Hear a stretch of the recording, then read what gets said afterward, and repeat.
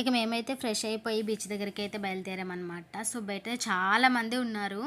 ఏంటంటే వీకెండు ఇంకా క్రిస్మస్ కూడా కావడంతో జనాలింగా ఫ్యామిలీస్ కూడా వచ్చేసారనమాట. చాలామంది పిల్లలు, పెద్దలు మస్తుగొచ్చారు.